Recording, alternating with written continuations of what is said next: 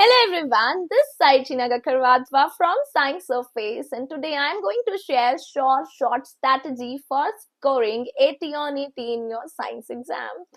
आपको कुछ नहीं करना है, आपको एनसीईआरटी करनी है। यही गलती हम 9th में कर चुके हैं, हमें 10th में रिपीट नहीं करनी है।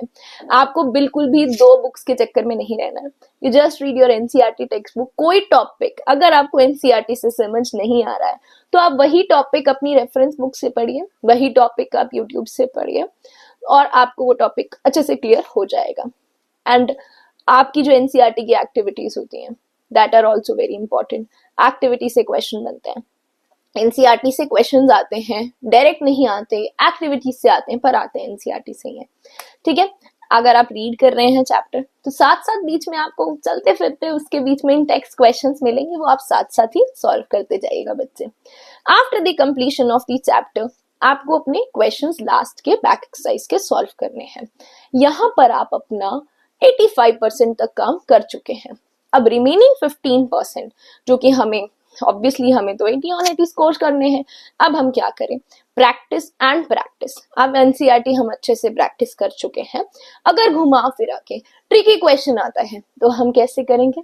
उसके लिए आपको क्या करना है? You use books like exam idea.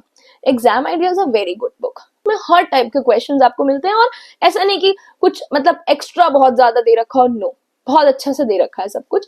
तो आप वो वाली बुक जो है आराम से अच्छे से फॉलो कर सकते हैं, उसके सारे क्वेश्चन सॉल्व कर सकते हैं। उसके बाद आई डोंट थिंक सो आपका कुछ बचेगा। फिर जो रिमेनिंग टाइम है ये सब आपका अक्टूबर तक हो जाना चाहिए बच्चे। अक्टूबर तक आपका इतना सारा काम हो जाना चाहिए। मिनी टेस्ट अटेम्प्ट करते रहिएगा, हर चैप्टर के बाद टेस्ट, हर चैप्टर के बाद टेस्ट, पूरे केमिस्ट्री के पोर्शन के बाद टेस्ट, पूरे फिजिक्स के पोर्शन के बाद टेस्ट एंड पूरे बायो के पोर्शन के बाद टेस्ट। ये सब कुछ आप कर चुके हैं ऑलरेडी। अब आपका अक्टूबर आ चुका है ना। फॉर एग्जाम्पल अब हम अक्टूबर में पहुंच चुके हैं और इतना हमारा हो चुका है। अब हमें कुछ नहीं करना है, हमें डेली सैंपल पेपर प्रैक्टिस करना है। कम से कम 20 to 25 सैंपल पेपर्स आप करके जाइए। उसके बाद बेटा आपके 80 on 80 नहीं आए ऐसा हो ही नहीं सकता। आपके 100% 80 on 80 आएंगे उसके बाद।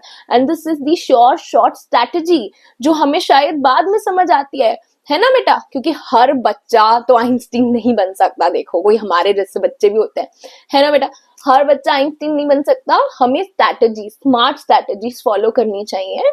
आप एनसीईआरटी फॉलो करिए, उसके बाद मुझे नहीं लगता कुछ और इम्पोर्टेंट रह जाएगा। इनफैक्ट आपके ओलंपियाड्स में हर जगह से एनसीईआरटी ही यूज होती है, वहीं से क्वेश्चंस बनते हैं।